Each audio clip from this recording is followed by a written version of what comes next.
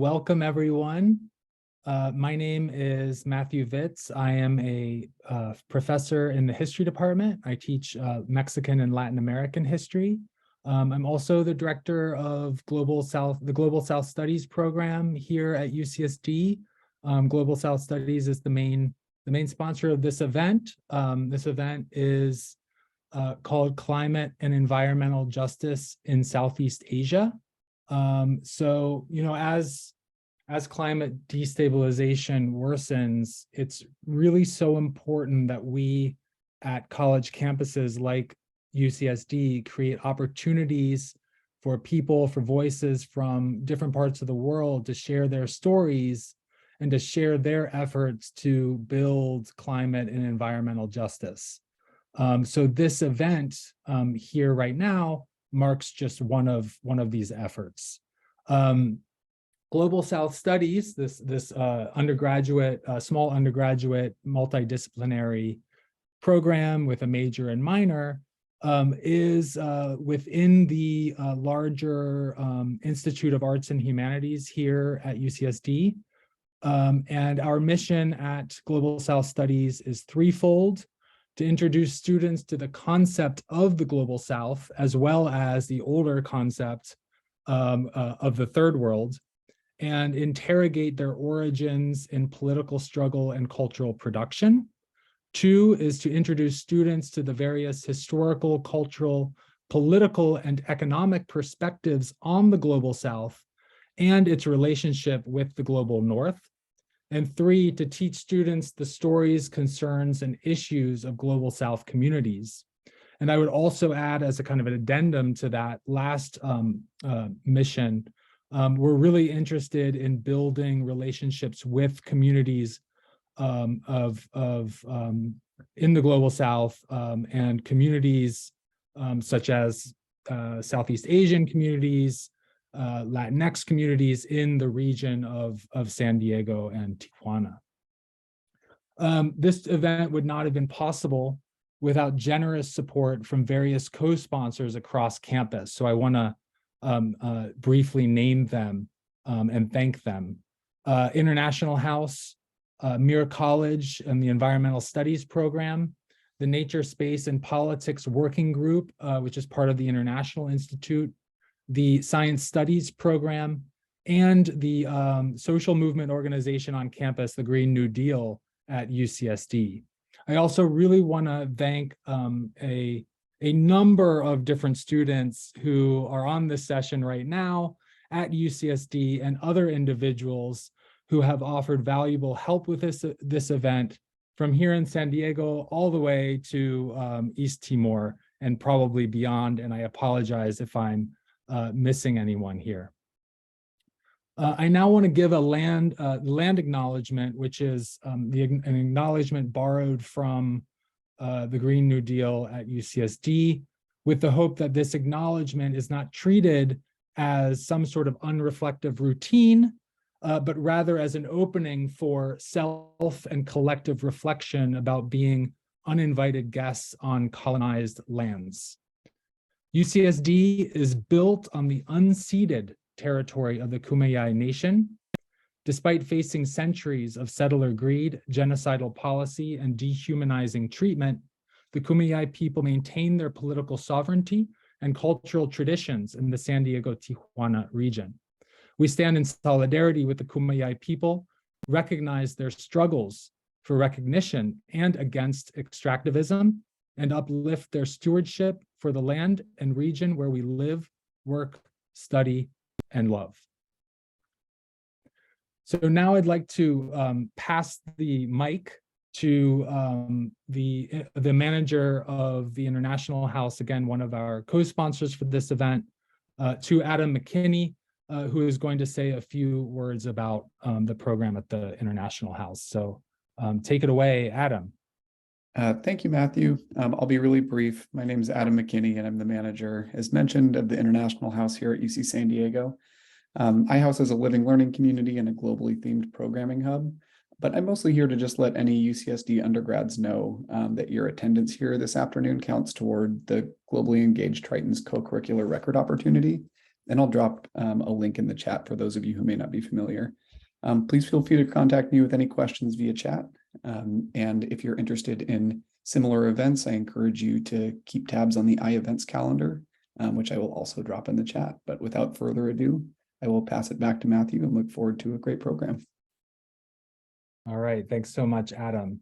So yes, so now allow me to introduce you to our roundtable facilitator, Professor Joy Siapno. And I really want to thank all of the work that Joy put into making this event possible. It really, we really couldn't do this without you, Joy. And so thank you very much for bringing all these incredible panelists together, despite the, the issues with time zones and technology and the like. So it's really appreciated. Professor Siapno is currently teaching Southeast Asian history, politics, and culture in the Global South Studies program. And in spring quarter, we'll be teaching wilderness and human values in the environmental studies program at Muir College here at UCSD. Thank you so much, Joy, again, and please take it away. It's an honor and pleasure to introduce the 4 speakers. They are some of the most courageous, inspiring, wise, transformative leaders on the front lines of environmental and climate justice in Southeast Asia, creating and building bridges between pure scientific researchers and educators with government, international development, and policymaking, and placing that within a historical context of colonialism, the Cold War, dictatorships, authoritarian regimes, militarization, highly extractive multinational corporations, and conflict over natural resources, not to mention maritime disputes.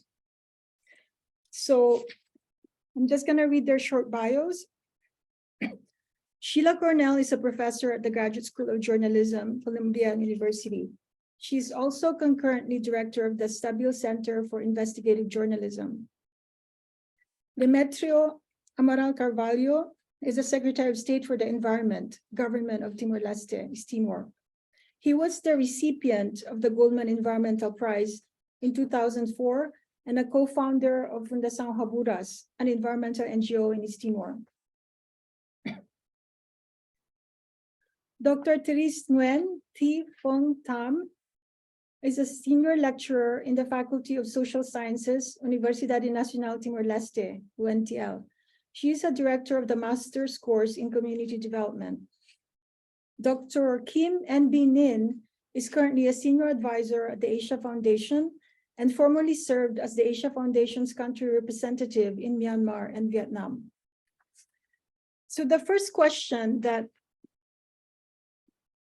Matt had sent you previously, and which you have 5 minutes each to discuss, to answer, is what does climate justice mean in Southeast Asia?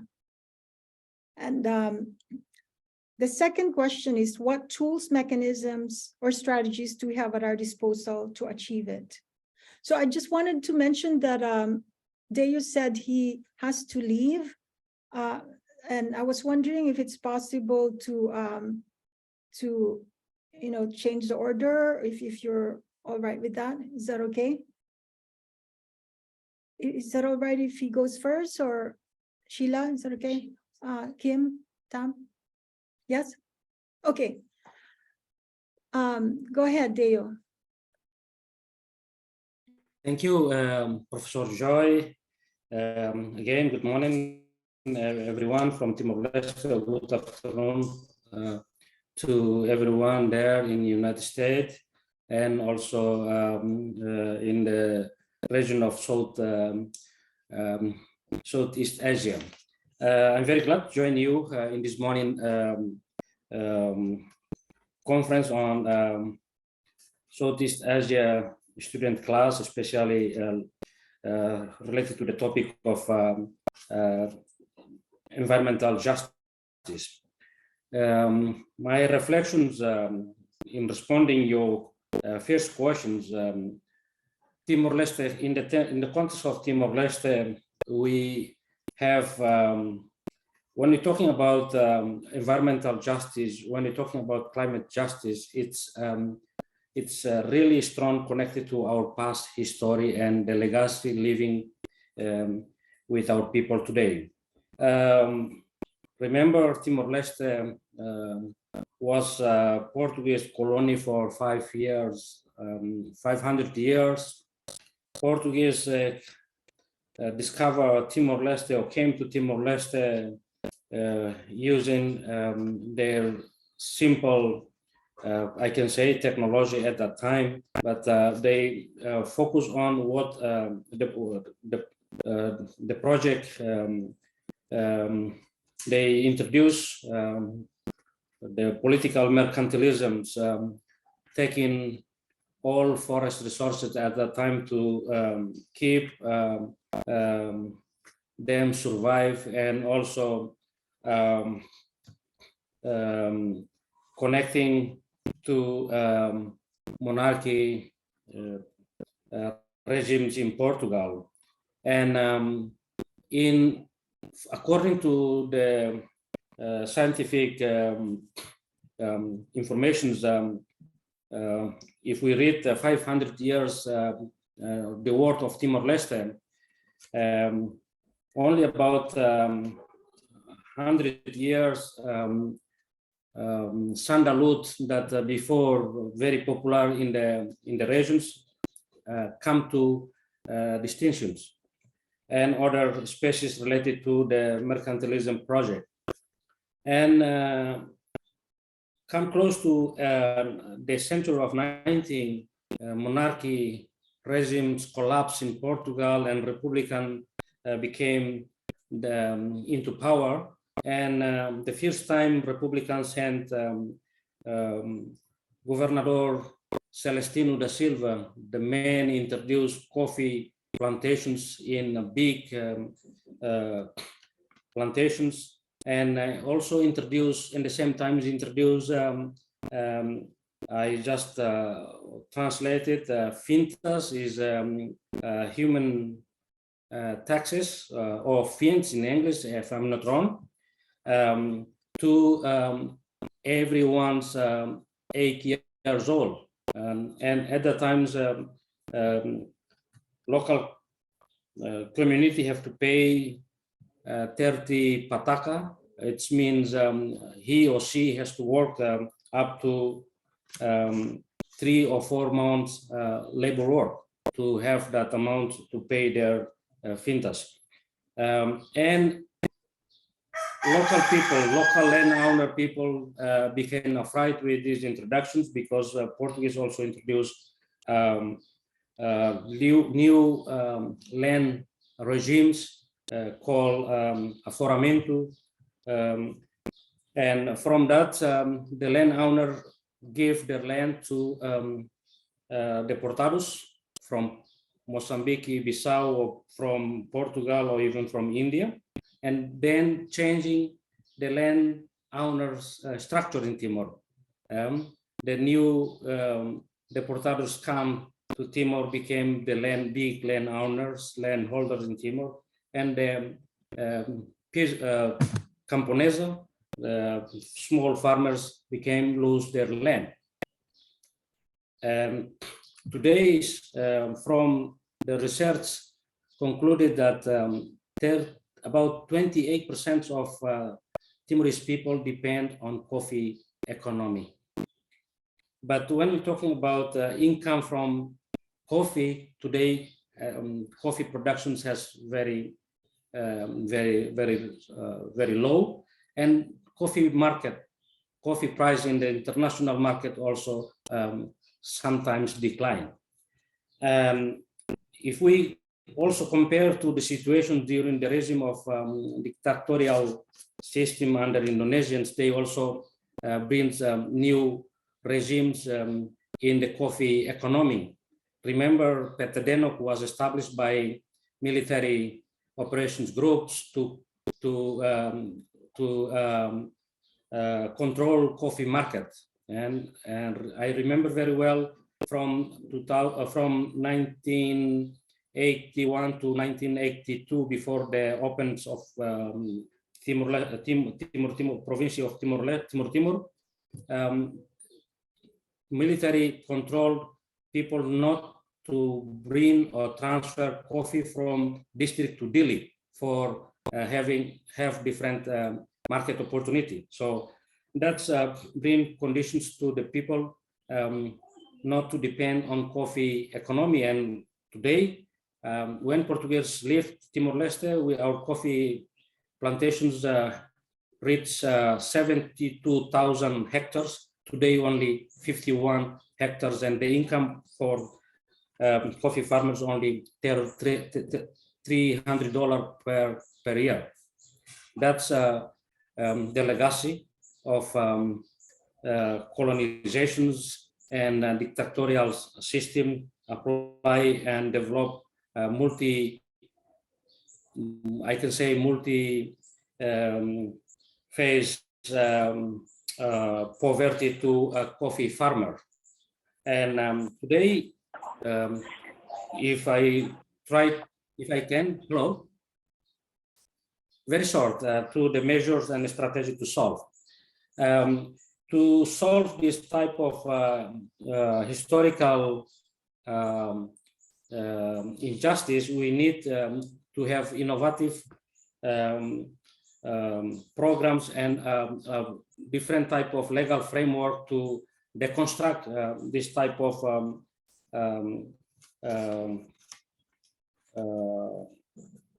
historical climate and environmental injustice.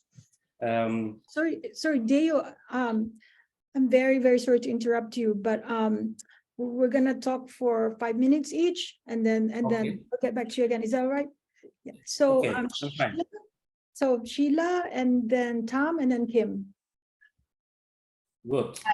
Hello, everyone. Good evening from New York. I'm going to focus. I teach at the journalism school, so I'm going to focus on communicating and raising public awareness about climate justice issues. We know, of course, that unless public is aware, there can be very few changes in public policy, as well as the behavior of individuals, companies, government agencies, and other actors. So what tools do we have to address the questions that Matthew posed? What tools do we have for relaying information about climate and about climate justice to the wide public? And what kinds of information resonate with audiences? So there's some studies that show that there is really interest among the public on climate change issues, a wide range of climate and environmental issues. That's the good news. But the bad news is that news audiences, when they are surveyed, say they are not very well informed about global warming and other issues related to climate. In the US, a survey done in 2020 by the Yale Program on Climate Change Communication showed that fewer than 20% of the news audience is very well informed. And that's the United States, which is a very saturated news media environment. And it's probably even less for many countries in the global South.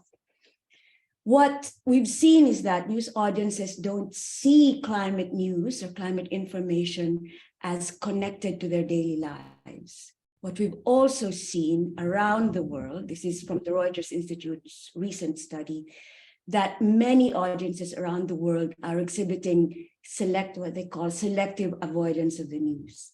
Many people feel that the coverage generally, including of climate, is negative, repetitive, hard to trust, and leaves people feeling powerless. The research on media suggests that audiences want journalists to cover difficult issues, true, but they also want more inspiration and more fun. So how do we do this? How do we relate climate information that is not just doom and gloom, but also inspiring and fun? The problem is that structurally, newsrooms cover climate justice issues in a very episodic way. When there's a controversy over a power plant, a dam, a mining company. Coverage is very siloed. Even when climate crisis or climate justice issues affects everything, infrastructure, agriculture, legislation, government departments or agencies, climate is actually everything. And climate can no longer be a siloed beat. We need to see interconnected stories that make the link between climate change and its effects. In a way, all stories are now climate stories. Stories on forest fires and food shortages, on migration, on disaster, on heat-related and public health, they all have a climate component.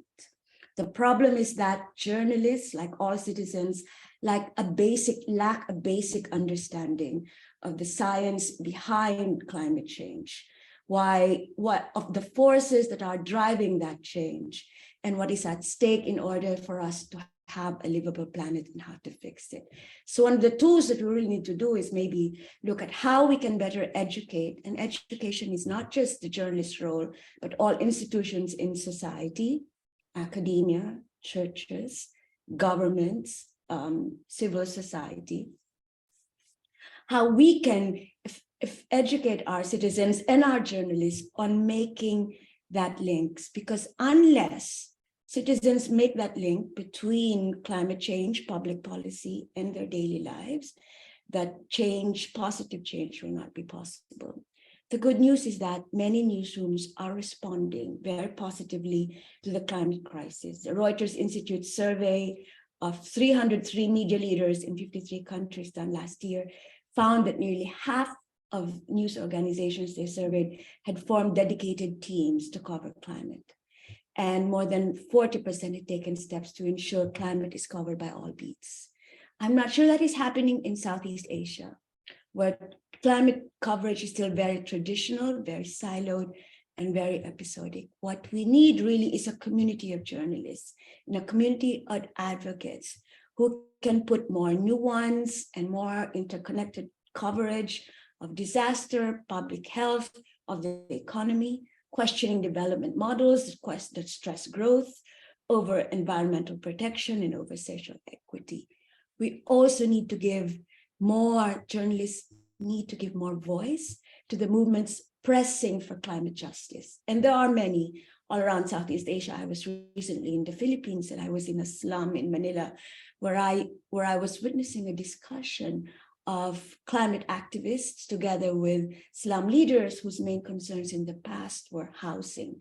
And they were trying to make the link between housing justice and climate and environmental justice. We need more coverage of these events. We need people from various sectors with different social justice issues getting together around the issues of climate coverage.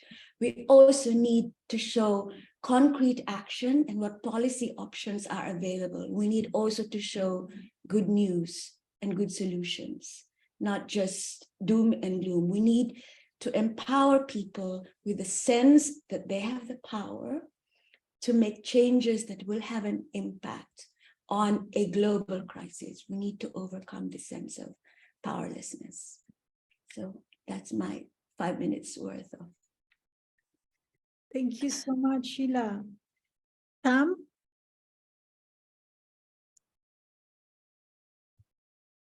Tam? Where's Tam? Good morning, everyone.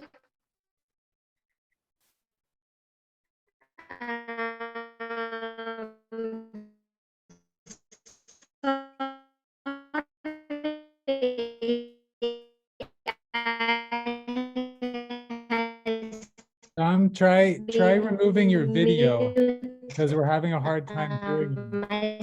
Myself. Thank you for University of California, San Diego, and the organization of this event invited me to contribute to this discussion related to the first question. Hello, can you hear me? Hello?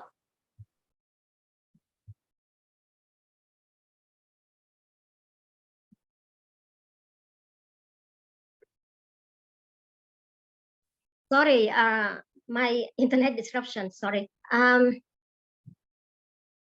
you hear me? Yes, we can hear you, Tom. Okay.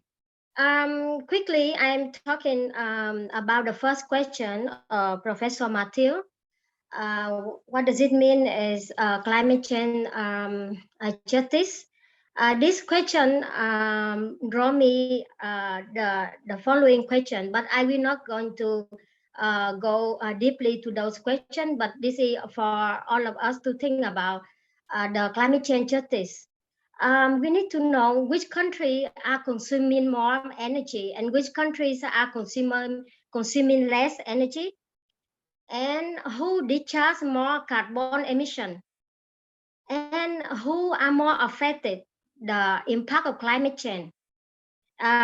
So I want to focus more on the vulnerable groups in Timor-Leste. That's what I know more about, because my research usually cover the difficulties of the farmer women in Timor-Leste.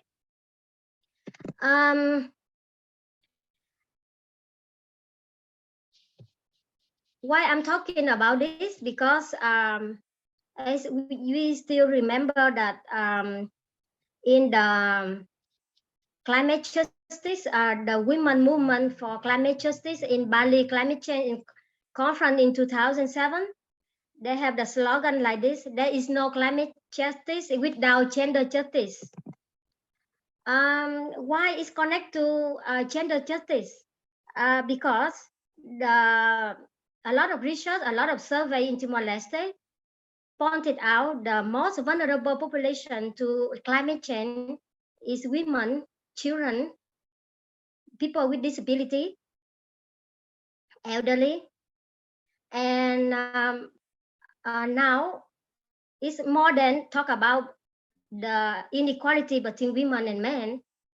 But here I more focus, I talk about the vulnerable groups, especially women, because they do in the caring work for the vulnerable groups. They care for the sick people, they care for the disability people, and they care for the elderly people as well. So the situation in of the women in the rural area in Timor-Leste, I think not only rural area, because when we are facing natural disaster, unaffected, urban area, rural area unaffected. But why I say women are more vulnerable for the reason is poor household in Timor-Leste, mostly in the rural area, and women have lack of ownership and lack of control on the access. They have very limited to alternative livelihoods, and women farmer lack of access to agricultural inputs, and usually they have low literacy, low education, and mostly they are the one provide the food on the daily table in every household, and they are immediate food providers. So therefore, something happen or the impact of climate change impact directly to women's life.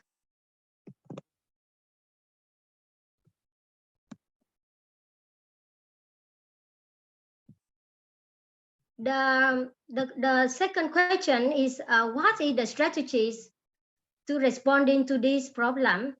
I think for poor people, for poor women in developing countries, the worst case scenario would be some mitigation policies that force developing countries onto low carbon development paths, and without ensuring access to affordable alternative energy sources.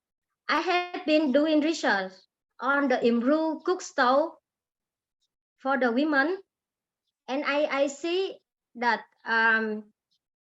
during my research in 2017, and I see that the government do very little in terms of supporting or any alternative energy policy to support the vulnerable groups in Timor-Leste, especially women. And I agree with Professor Coronel that we should, as community development, we are as a community development lecturer, and I think in the future we should raise more voice or organize the community to raise their voice, especially the vulnerable population, to raise their voice, mobilize them to raise their voice, to advocate for more subsidy on the energy supply for the vulnerable households. And also we need gender analysis in the carbon footprints that also help policymakers to identify the most effective strategies for changing the energy use behavior. And the raising awareness is also important in the community level, because climate change is connected to every of us, and we need to raise the awareness in the community level to change the behavior that can live more harmony with our environment, like lesser cutting trees for selling firewood, or burning the grass during the cultivation season. And also we need to empower community and improve their knowledge about growing different crops and finding alternative livelihoods in their farming. And also directing more aid-funded adaptation projects to poor women, and subsidize healthcare, reproductive health related to breast cancer for women, and other type of illness caused by climate change. That's all for my discussion. Thank you very much. Thank you so much, Tom. Kim? Thank you so much for giving me the opportunity to join you all today with this discussion. So I will come to this from the perspective of someone who's been working in international development for more than 20 years.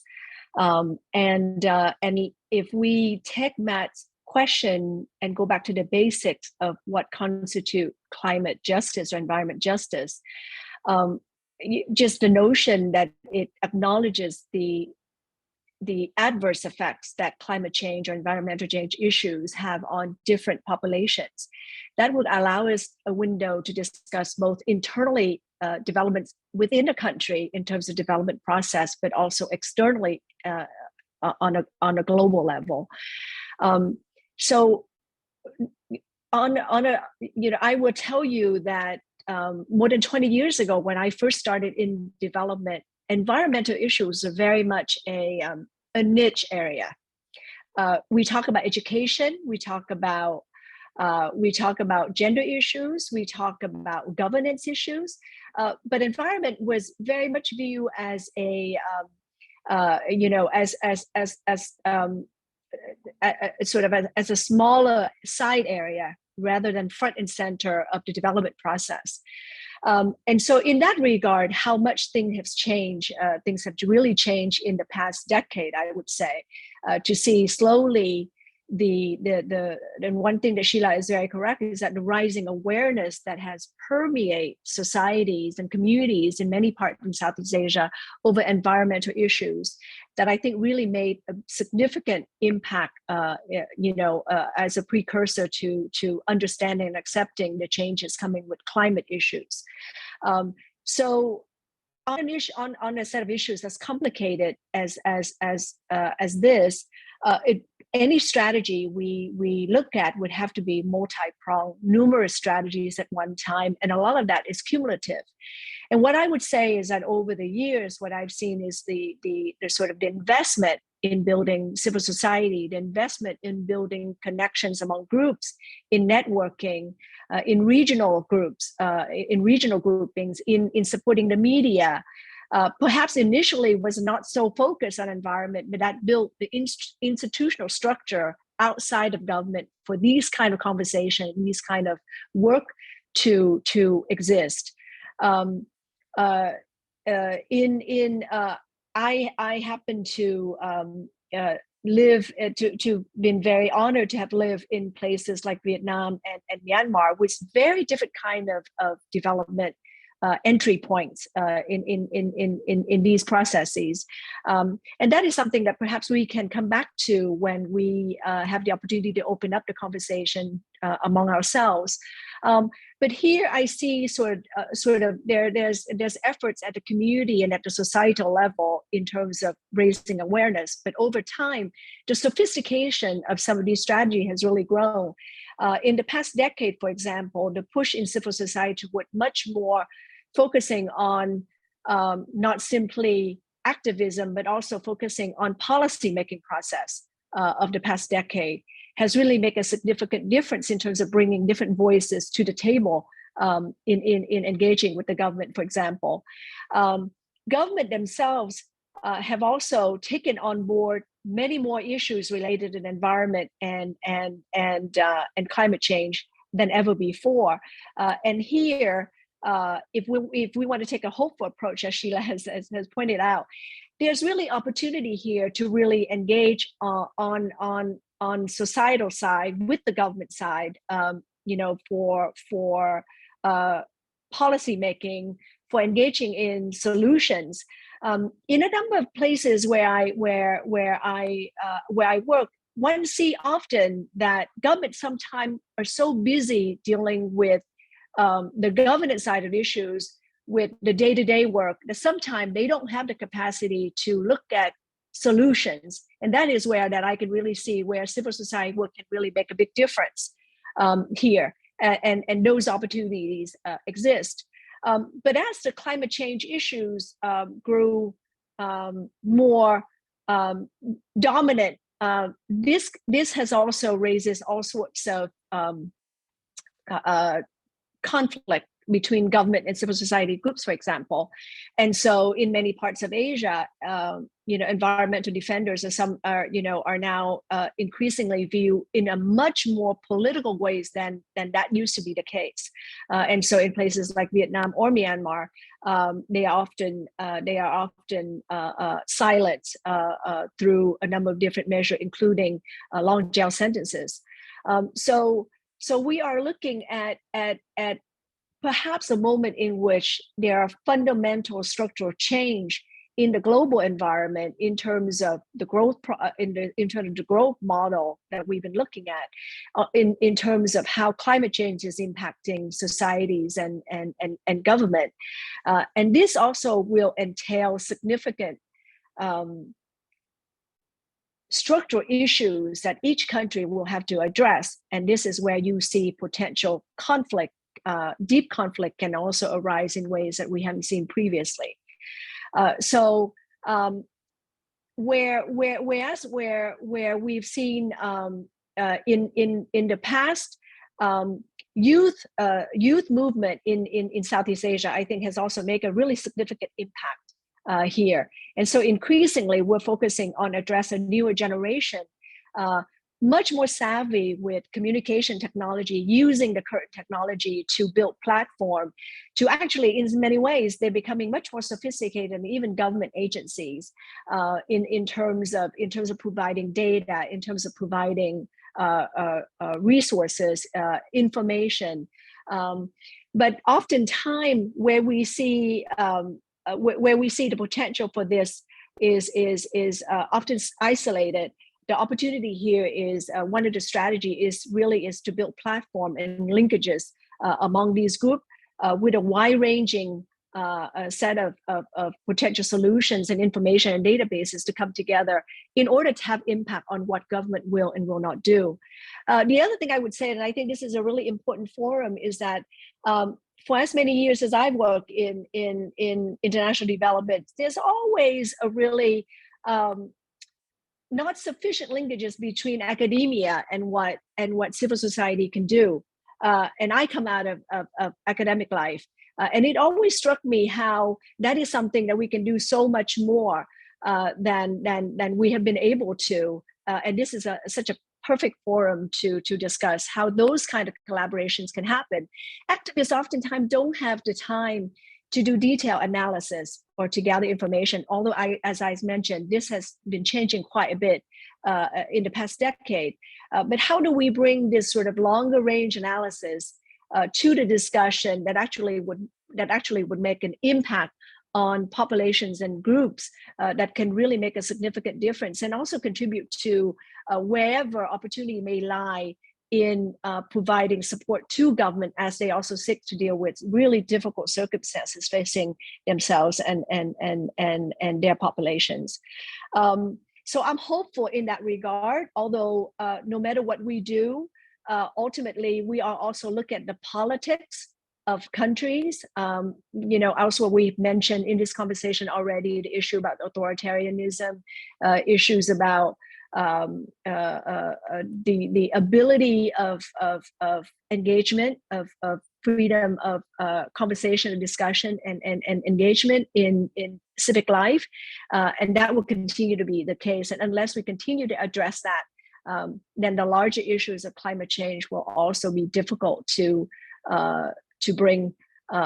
It will be difficult, not also in terms of awareness, but also in terms of solutions.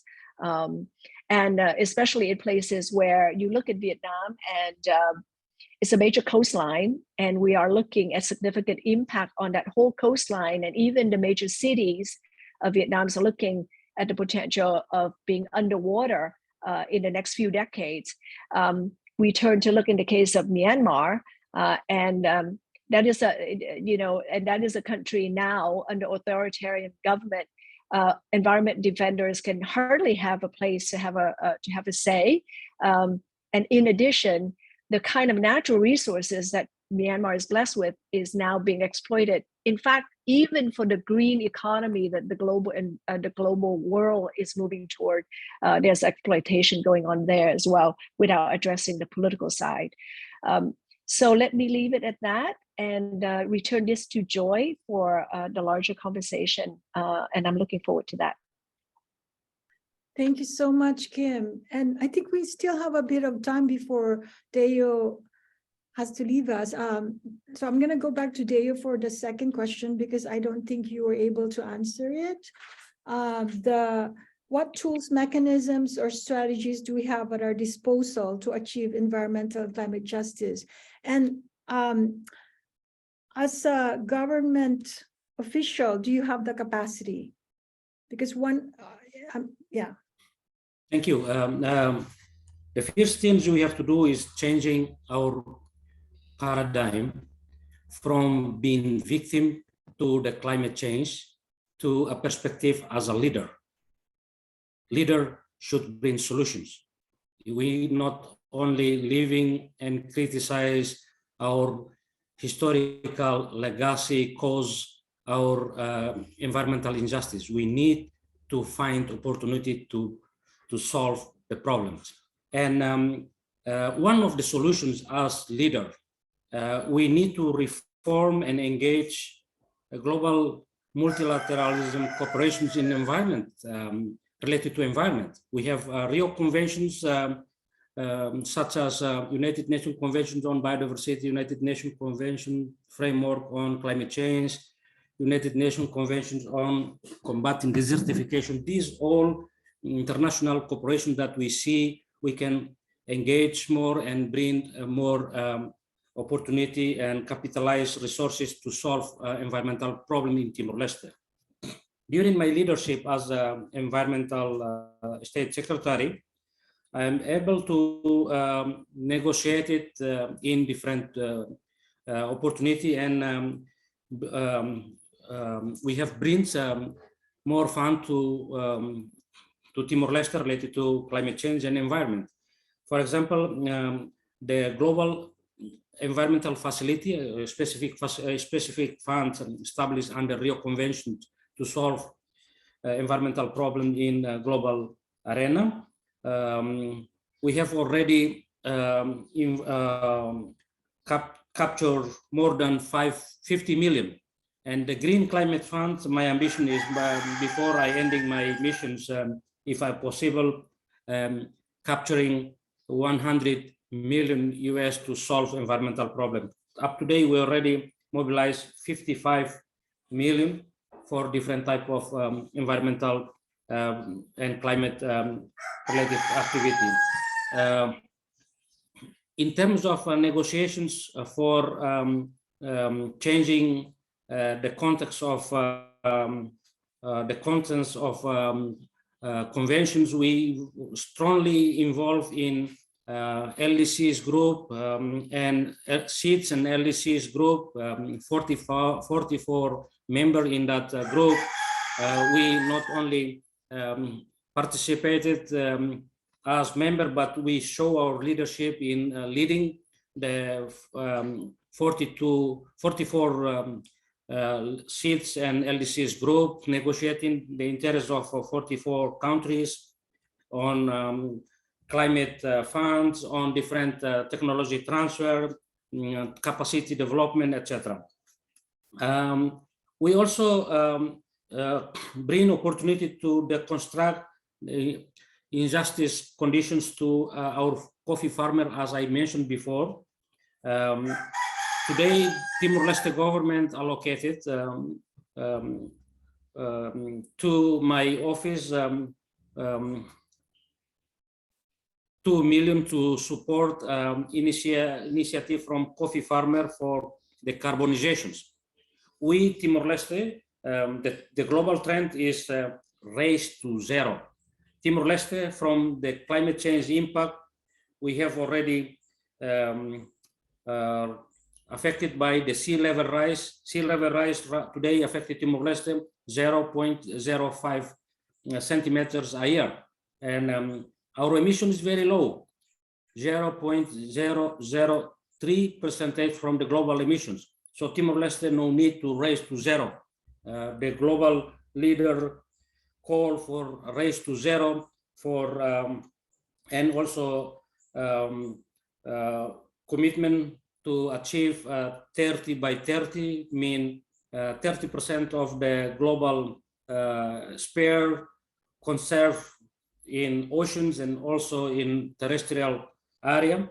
Timor-Leste today we already achieved 17% of land conservations and 10% of our oceans being declared as no-take zone. We already come close to 30%, 27%.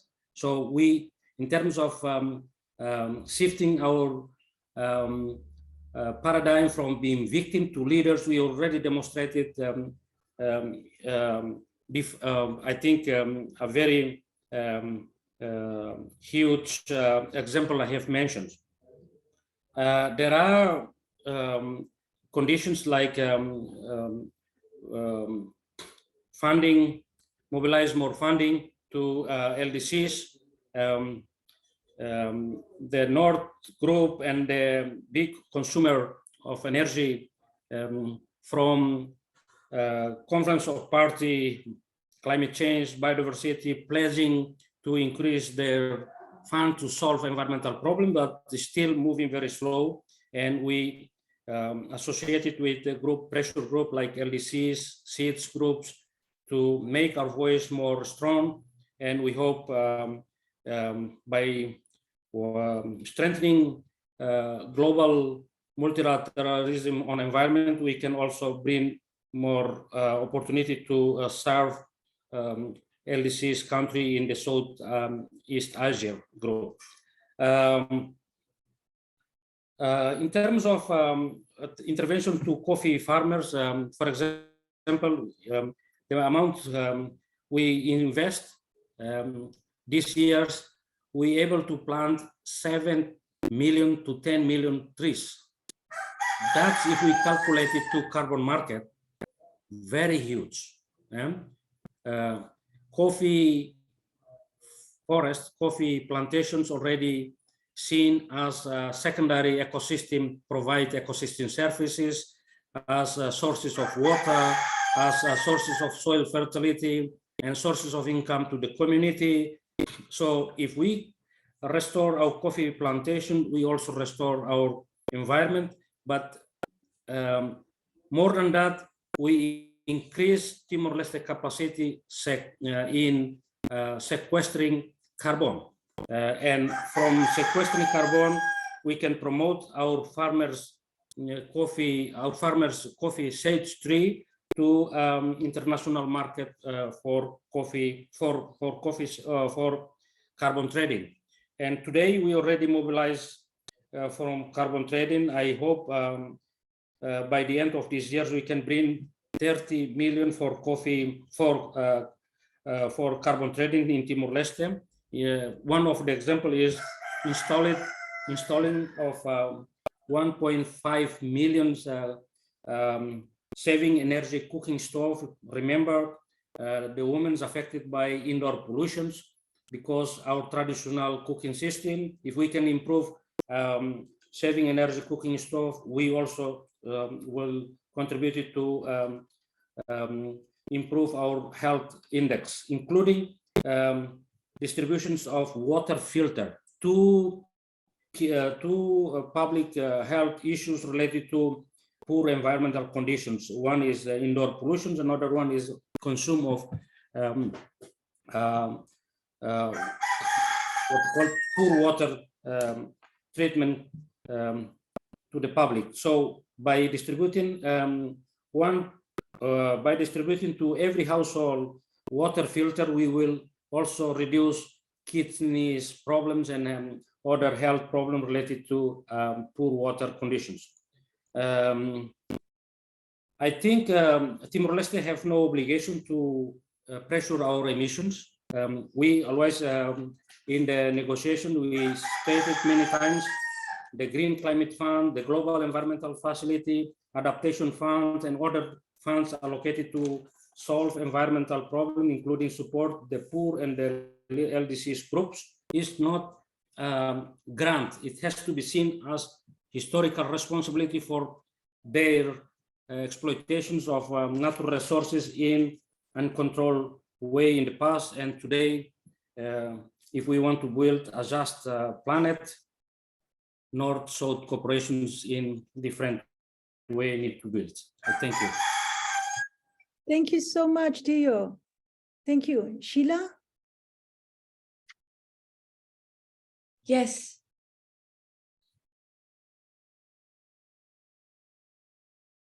Joy, you're muted. Yeah, we have until 5:15 before the question and answer. So did you want to say more about, maybe do an uptake on any of the other questions with Tom and Kim as well? I think I agree with a lot that has been said. Certainly the gender dimension of climate needs to be addressed. And I think that there are all of these social justice movements and gender movements, but they haven't been linked to the movement for climate justice. I think what perhaps needs to happen is for this movement to coalesce around a climate agenda. I think that's happening already in some spheres, but I agree with Kim that the younger generation is much more attuned to environmental and climate justice issues. I think my generation was more mobilized by social justice or pro-democracy, anti-authoritarian movements, political movements.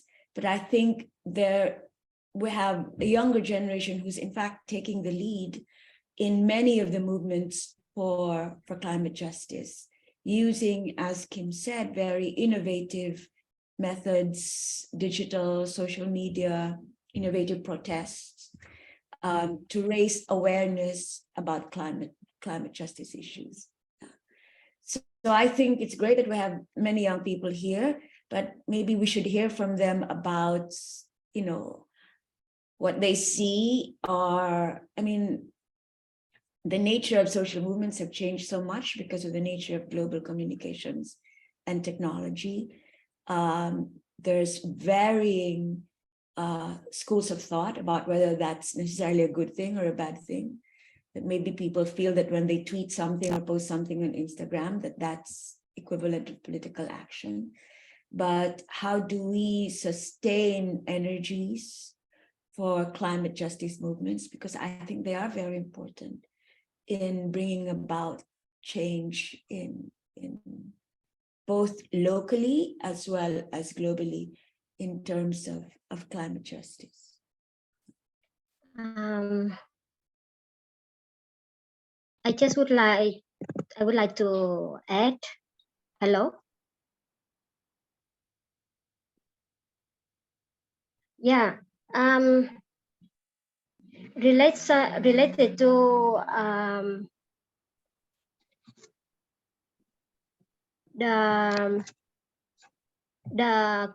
the emission in Timor-Leste, is clear that we are in the phase of a pre-industry society. We don't have a lot of industry in the country, and our emission is still very low. But what I concern is the deforestation. The region around Dili, a lot of community, and from the research of my student from their thesis writing, they did a lot of writing about deforestation. It means the people cutting trees for commercial purpose, for fuel, for domestic fuel. So it means that the cutting trees contribute to a lot to deforestation. And of course, the government intervention during this year is an effort. I think this should be more collective effort. It's not from the government, but also from the community, and raising awareness on to looking for the alternative livelihoods, not only depend on the firewood selling. And another thing I also see here is the budget of the government for the agriculture sector every year is very small. So that's why I agree with Kim Ninh that policy making is important. For example, I give you the budget in 2023 for education, for health, only 5% of the budget. Water and sanitation only 1.3%. Agriculture only 2%.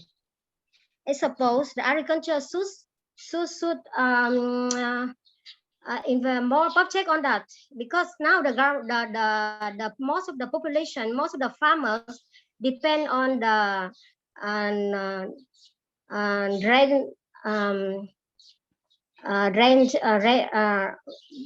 the only water they depend on the rain water, not the irrigation, because the irrigation system in our country is not underdeveloped, and also is not function very well.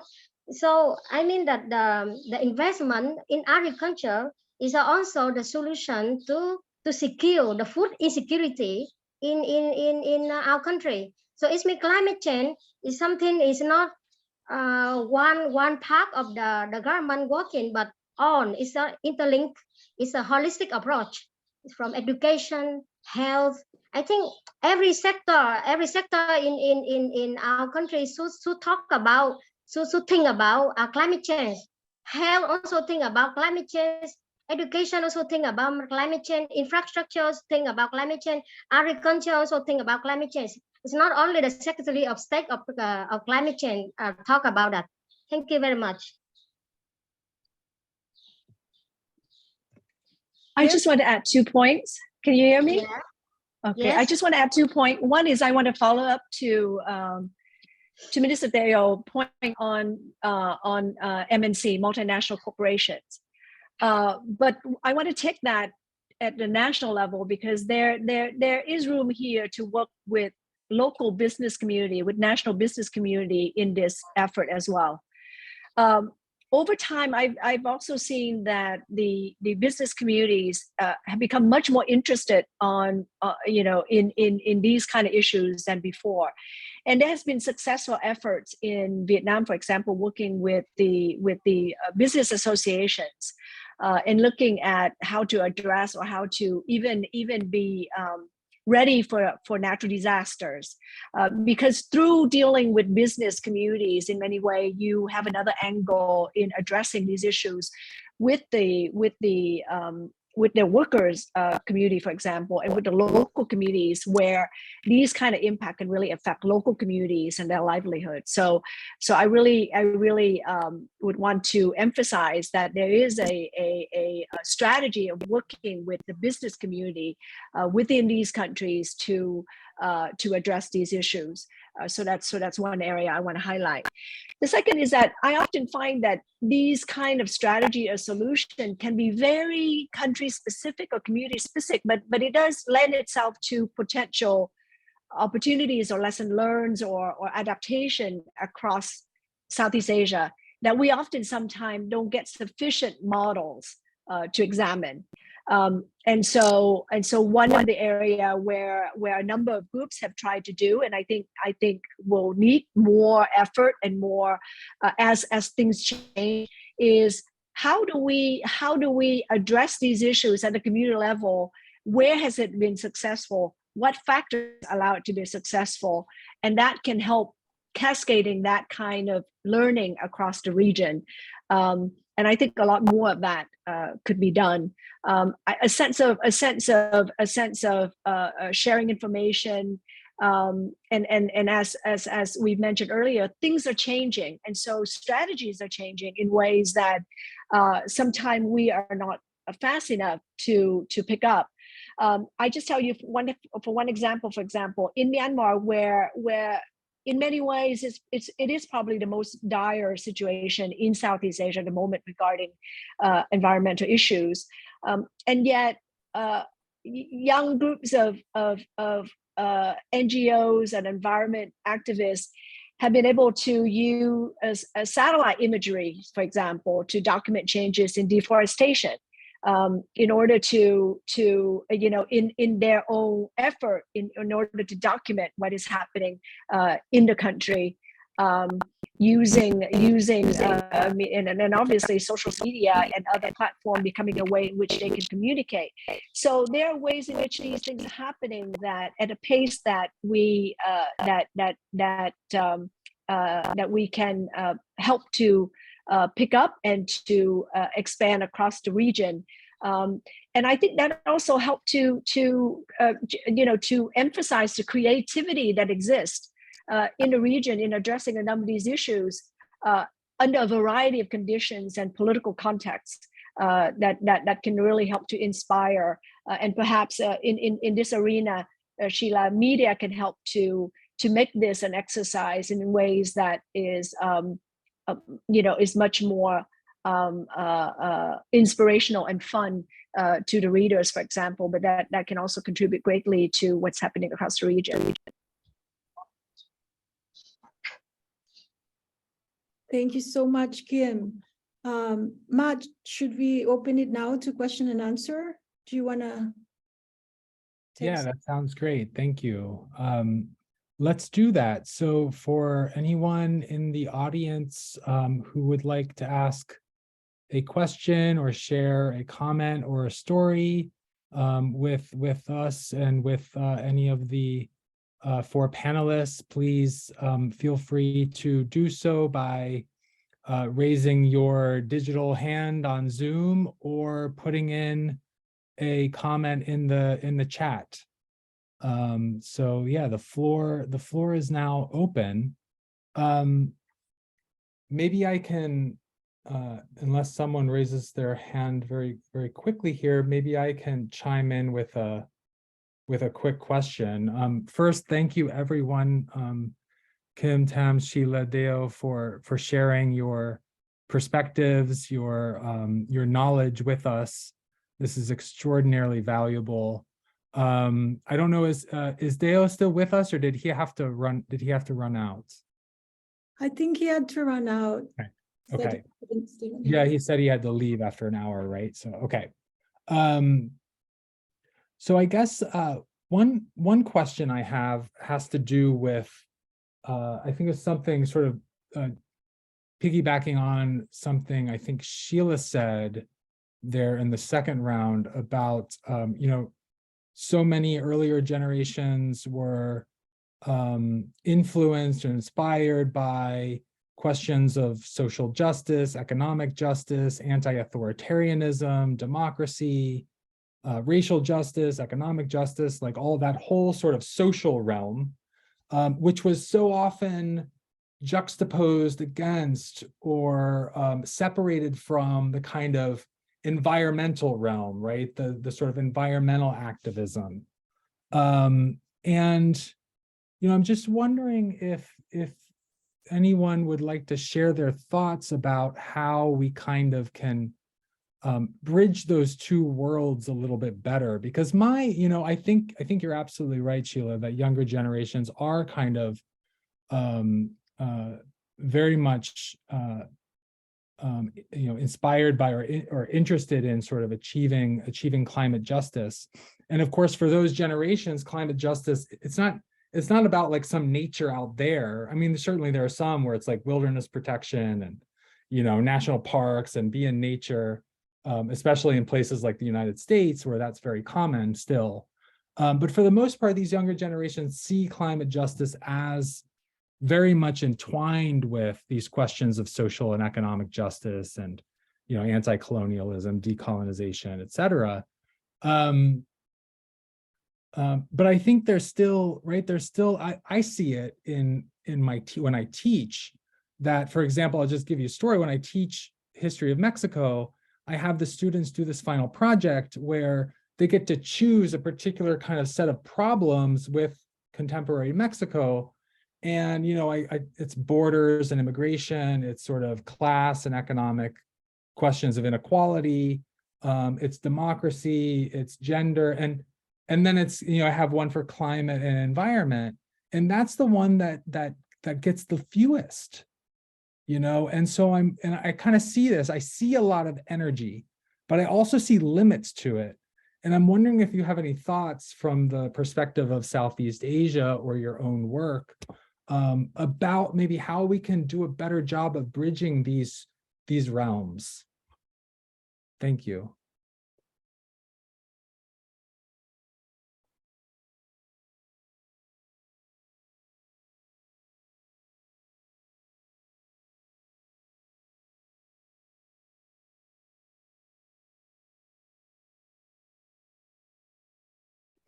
I think that's kind of tough, because I on one hand, people do see the connections, but on the other hand,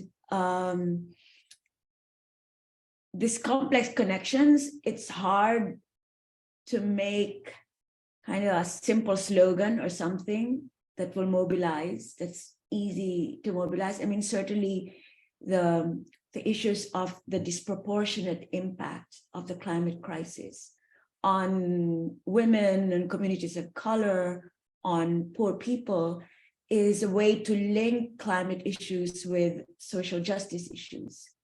And I think some of that energy has to come from the communities most affected by it. And the problem is these communities do not have the voice. Their concerns are not amplified. And very often they are also not making those interconnections that would make their issues resonate with the larger public.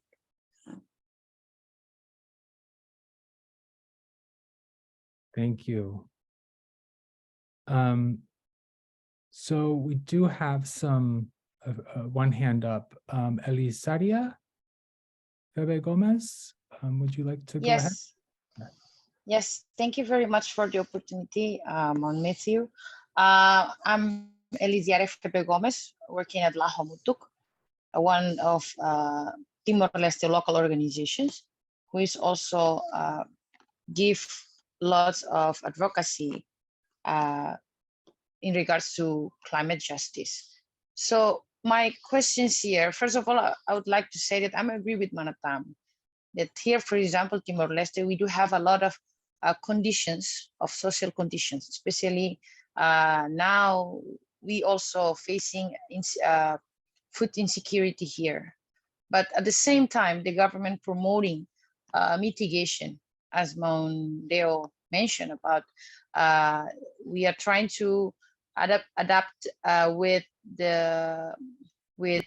doing carbon farming here in our country, which is very good for us to adapt and then mitigate that to mitigate that condition. However, my questions is like, once when we ask people to like, we promoting them to cultivate those things, I mean, especially like trees that can absorb carbon, but it's not good for the soil. And of course that will take out all of the productive lands. And how can we ensure that these kind of people, I mean, in my context here is vulnerable people, can survive when they now are facing of food insecurity, but at the same time they need to fulfill those agenda from international agencies who work with Timor-Leste government to plant trees or any kind of carbon farming method. And another point of view is about maybe this questions is for all of us, especially the speakers of today. Okay, we as a tiny country, it is good for us to have a preparation for our future. But how about those big countries? Because as we know that all international agreement that Timor-Leste also being a part of that, showing that only agreement also cannot make those big country change their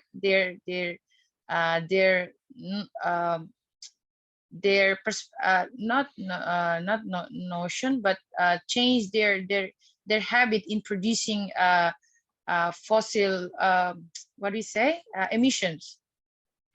It's not an obligation for them. So we saw that until now the production of CO2 until now still increase, and it seems higher because of their ambitions on want to take lots of profit, but then sacrifice those tiny countries to continuing planting trees. It's a kind of like we fulfill their gaps and then they continue to produce.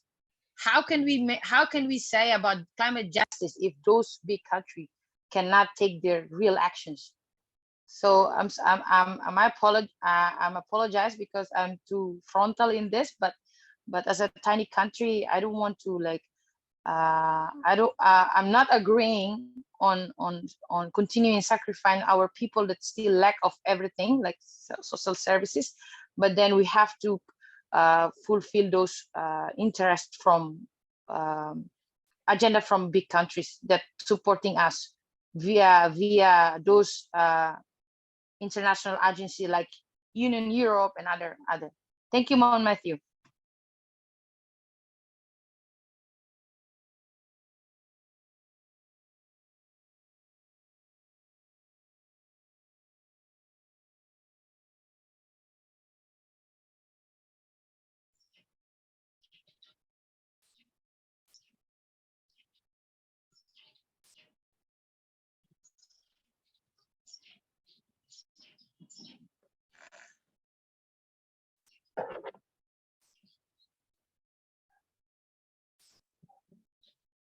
So maybe we can take a few more questions here in the chat, because I don't see anybody else's hands up.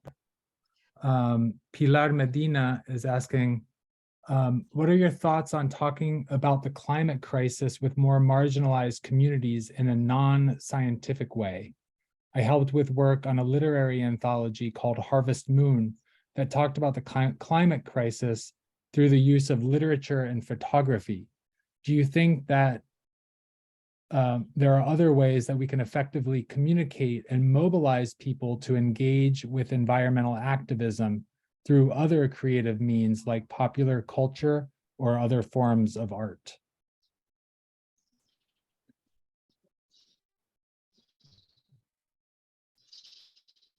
Well, I think definitely theater, films, even dance, music are ways to talk about climate, to educate climate in a non-scientific, it's scientific, but it's not, you know, as the research has found, that is both inspiring and fun.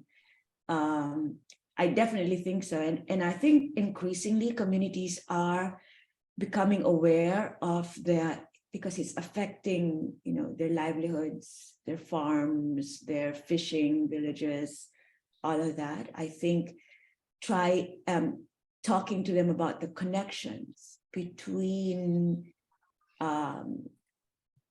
say droughts or floods, disaster, and environmental justice issues.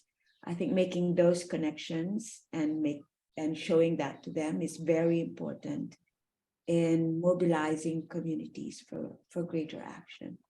But I disagree that there's no, Elizaria, there is a movement now for climate reparations, and there are certain governments, like the Prime Minister of Barbados is taking that lead. There are people, there are heads of state, there are organizations all around the global South demanding reparations from the northern countries that produce most of the emissions that are causing a warming climate. There are movements around that, but you're right. I mean, there are movements, but there is no global consensus. The global consensus is hard to read. It's hard, but we've seen it happen. Change does come over time. And the climate cataclysms that were happening, just as the Second World War brought about the end of the Second World War, brought about global change in terms of a recognition of human rights.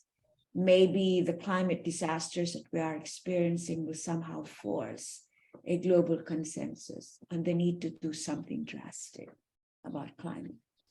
But do we really need massive disasters to bring us to our senses? And who's going to suffer the most from, it's usually the poor countries that suffer the most from climate-linked natural or man-made disasters, sadly.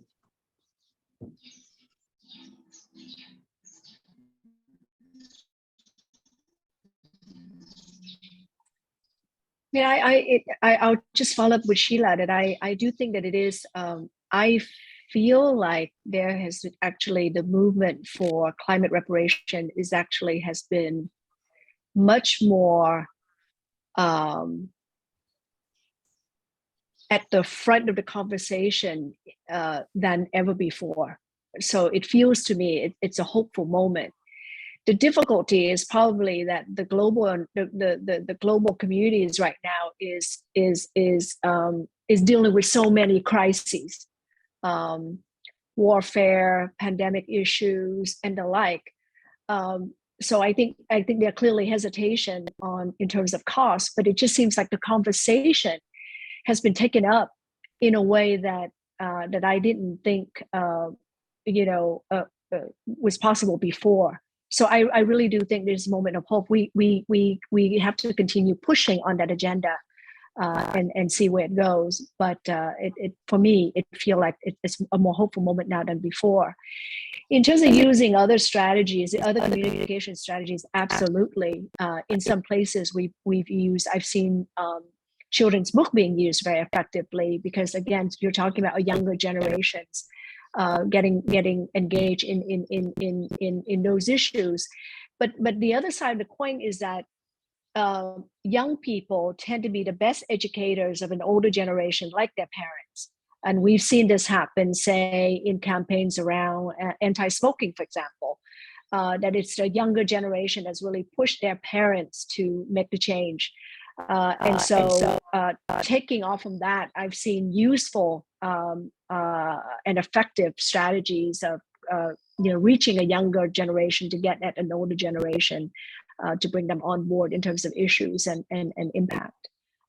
So definitely, I agree with Sheila completely, and with you, that one needs a wide variety of ways to reach people, in ways that are that easier for them to take on board, and in many ways, for these kind of issues, it really is go back for in many culture, many societies, to something that are pretty fundamental.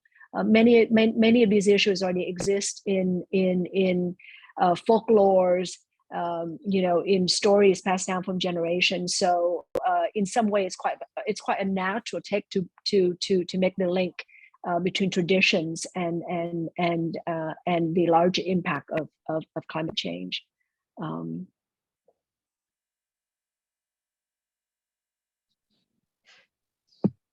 Great, thank you. I think we probably have time for a couple more other questions, and I do see 2 more in the chat, so I'm going to go ahead and read them. Kathleen asks, do you have any advice for people who may not be going into careers that directly tackle environmental or climate justice issues, but still want to stay knowledgeable about the subject and effectively help raise awareness to their colleagues?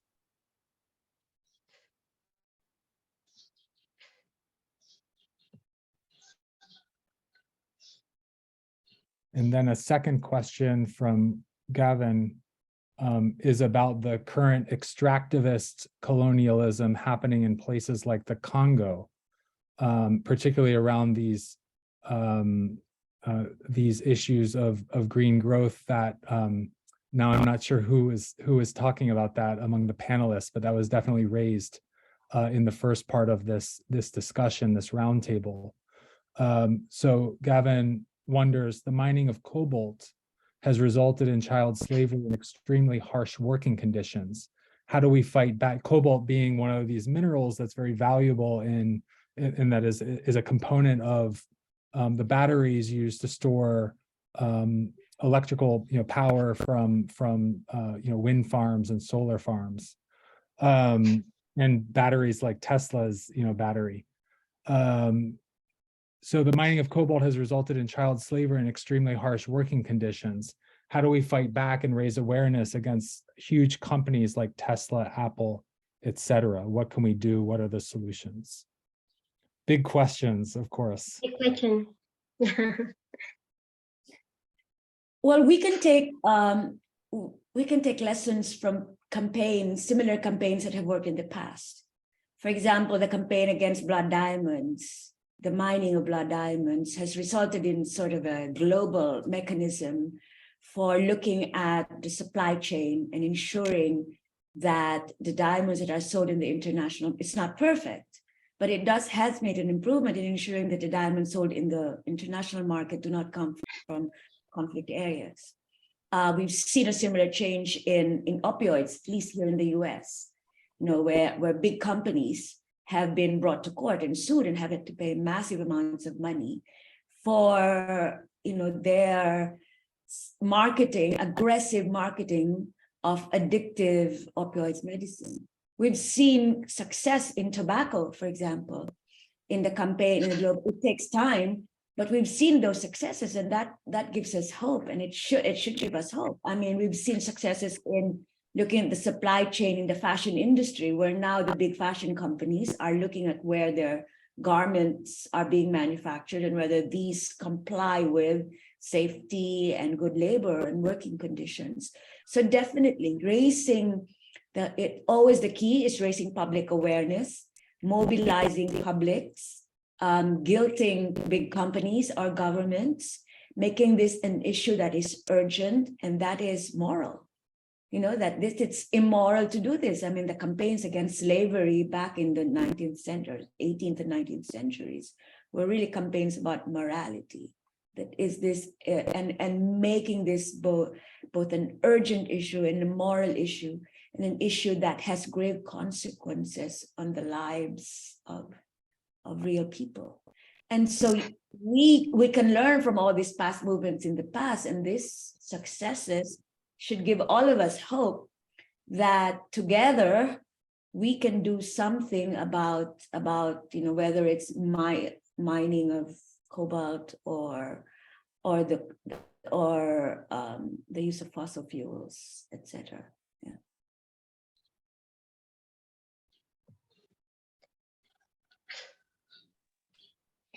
Can I also say that to the previous question about what we can do, even if this is not a field you go into, even if this is not your career, I thought about that a lot just in the recent years when there's so many issues revolving around us, because we live in such an interconnected world, and at the same time, given the amount of sort of difficult issues that come up, sometimes it is really difficult to imagine what you can do. Stay engaged.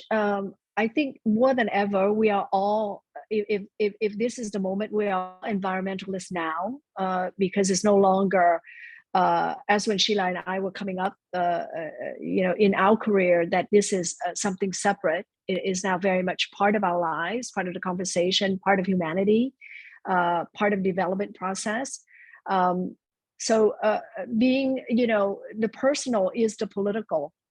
So I would say that's how it has been helpful for me to conceptualize how do I, not only in my own work, focusing on these issues, but also in my own personal life and engagement with those around me, in terms of remaining engaged and remaining involved in the issues, and there's so much information available now that is accessible, and maintaining the knowledge base and maintaining a way to engage with people around you, I think is critically important.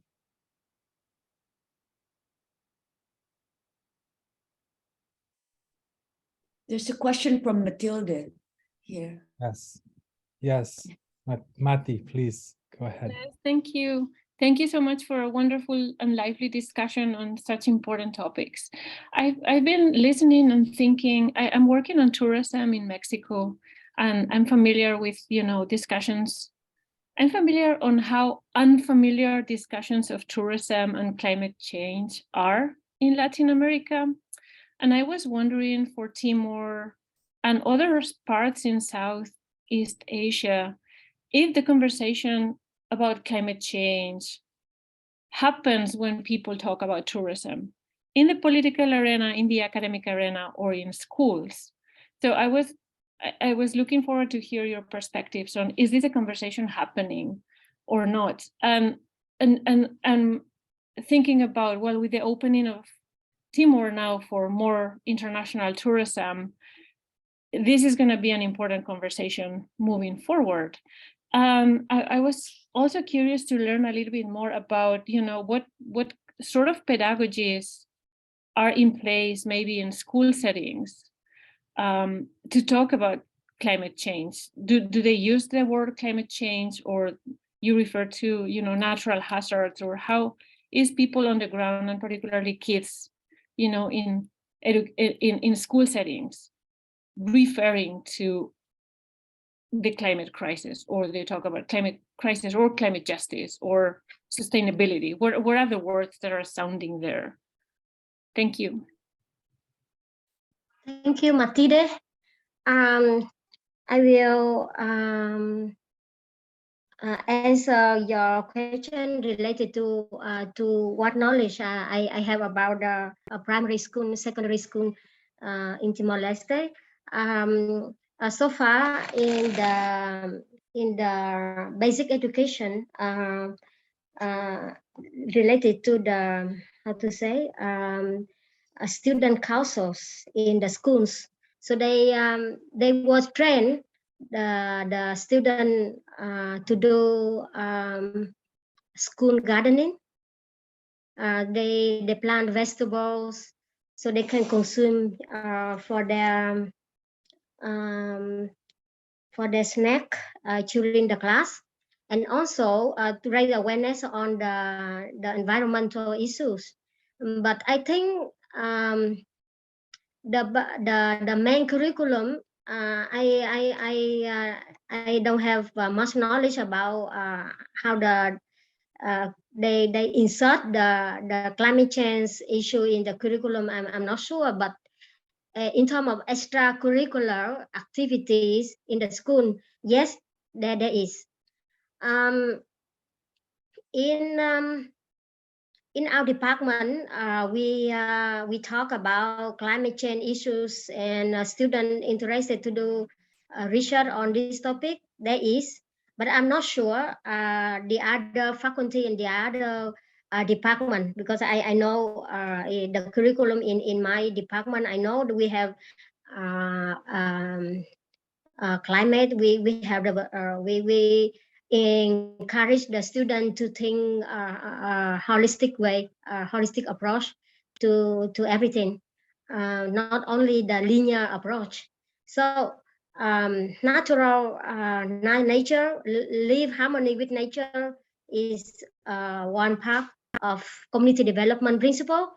We cannot do development, but we harm our environment. So sustainable development, we had a lecture, and also most of our students who are environmental activists as well, and also work in civil society a lot. So they know very well what to do. No, but I think the scale of work this month is not scaled up yet, but they are starting to mobilize the committee to work on a small projects, how to reserve the water, how to do the water conservation, apply traditional customs to ban the committee to cut trees. There's going on movements going on in the community level, at bottom up level. I think what else? I forgot the other questions. It's about school curriculum and anything else. I forgot the other question. No, that's really helpful. And I think it happens here, those conversations in schools, also in extracurricular ways. Yes. Yeah. And my other question was regarding tourism, but it's just like, our conversations on climate change happening related to, potential future corporations coming to Timor? As it Actually, in terms of tourism, we still have, I'm not so pessimistic, but still underdeveloped because of our infrastructure that prevent people to come to visit some location, because of the road still very bad, and also the service is still, a lot of people complaining about the services. It means that the tourism sector, I think, still a lot of thing to do, but also still a lot of chance to talk about more about community tourism. It means community the one organize, community the one take care of their environment, community the one benefit from the tourism. That's I think in civil society still we are advocating for that a model of tourism. Mehdi, I think ecotourism is a movement that's been around for quite some time in Southeast Asia, and it seems to me that is seeing a much more thoughtful transformation now in places like Thailand, Vietnam, Myanmar. You seeing conversation around ecotourism. and effort to try to figure out models that would work, because oftentimes it's either too simple or it doesn't actually benefit the local community. So a lot more of those conversations are being had now around models of ecotourism that would work. Secondly, I think climate change has been used in Southeast Asia for a long time now. Sustainability is certainly a word that a term, a concept that resonate with a lot of people. One term that I really like coming out of my work, my years living in Myanmar, which I hope we get picked up in other places, but I just thought it's a lovely phrase from one of the civil society leaders there. He referred to mindful markets, which I thought was a very lovely phrase. How do we construct mindful markets in which you get benefit from market activity, but that would also benefit the larger beneficiaries. So all of these terms that are being used in you know, it used to be, I remember in early days, to say climate change was actually quite sensitive, and a lot of the countries in the region didn't want that term to be used, but I don't think that's an issue now. I think all government recognize it, and it's now been used so much globally that in some ways, another hopeful point that we can make is that climate change is now an accepted issue, no longer debated, at least in Southeast Asia. May I add one point about my little experience that when I visit Cebu in the Philippines?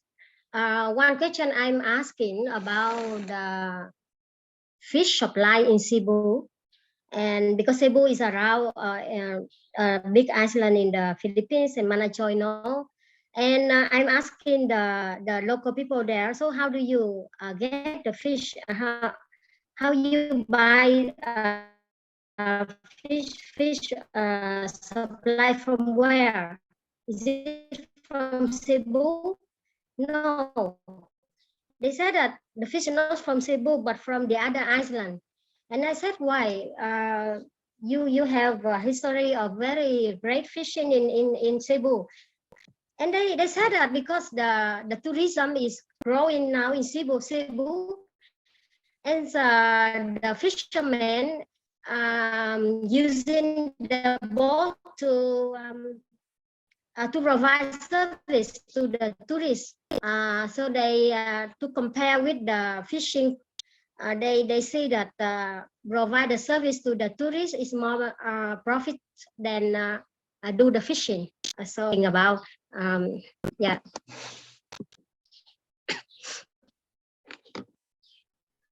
Okay, so we're set to wrap up at about 5:45, so a few more minutes here. There are probably more questions in the chat that we're going to be able to get to, but I did want to say or read out two other questions. One from Ashima, and I sense a little bit of maybe exasperation or desperation in her writing. I know it's hard to read into that when you're reading someone's typed message, but she writes, only some young people think about climate change problems. So how can we believe that young people will solve the problems of the climate crisis? And so I think that speaks to, you know, some of our own anxieties about, okay, there's a youth movement, but you know, can we really just sort of rely on the youth to be the sort of vanguard of this movement? So that's from Ashima. And then Trem is saying, for the speakers who have held positions of power within the government or government agencies, have you seen more effectiveness and progress in the top-down approach towards environmental and climate justice, or from a bottom-up approach when you work with local communities to fight for justice? And so, yeah, the floor among the panelists, it's open to which of those questions you want to address. I know we only have a few minutes. Of course, we can keep the conversation going until about 6 o'clock, but 5:45 was the sort of formal hour when we were going to end.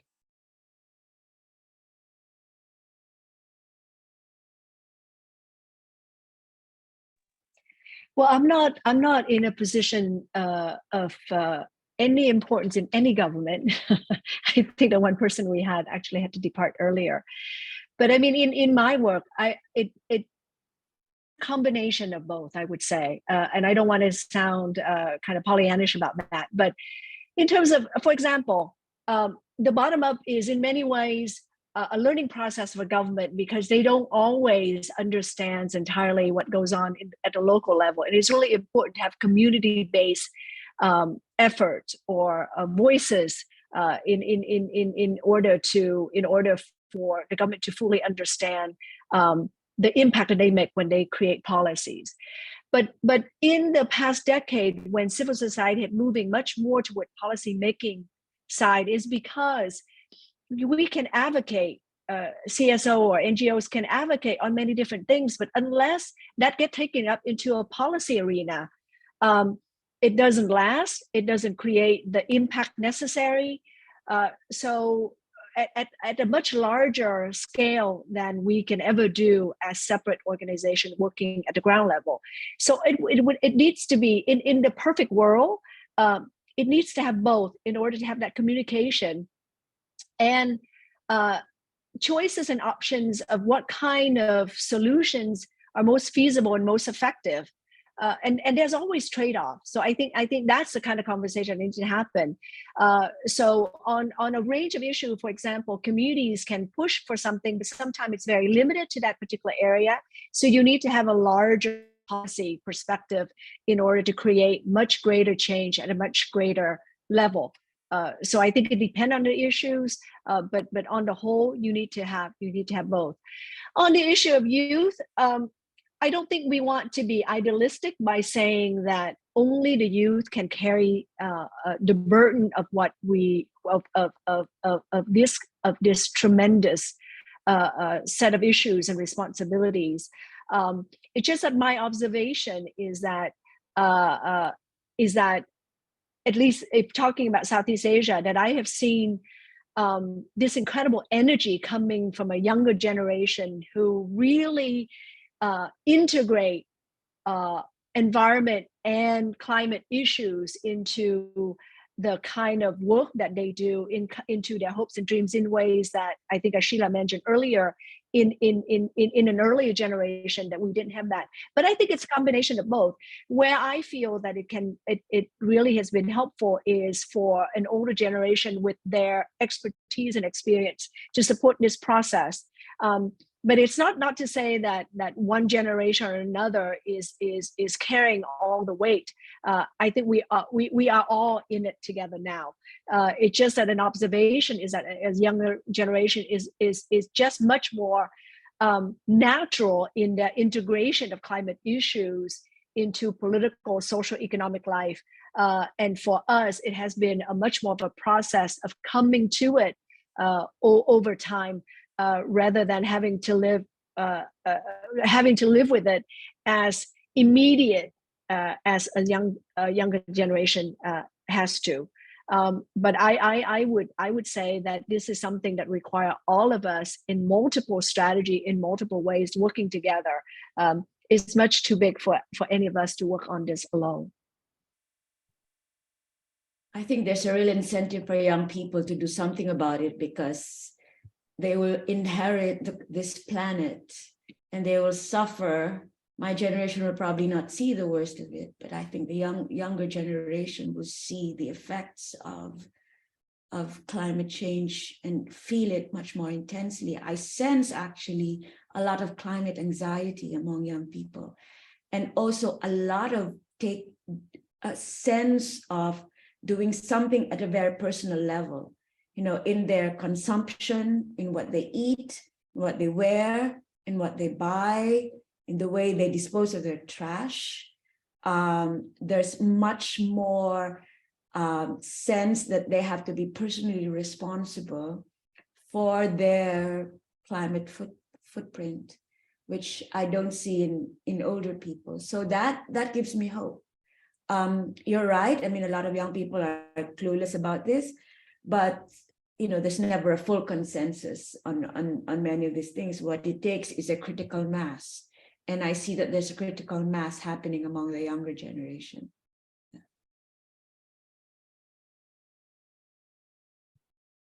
All right, well, I think that's a really promising note to end on. And thank you everyone for your incredible questions. Thanks to all of our panelists for this lively and very, very valuable generative discussion. And to Joy for making this all possible. So yeah, thanks everyone and have a wonderful evening. Thank you so much. Maraming salamat. Brigada Barak.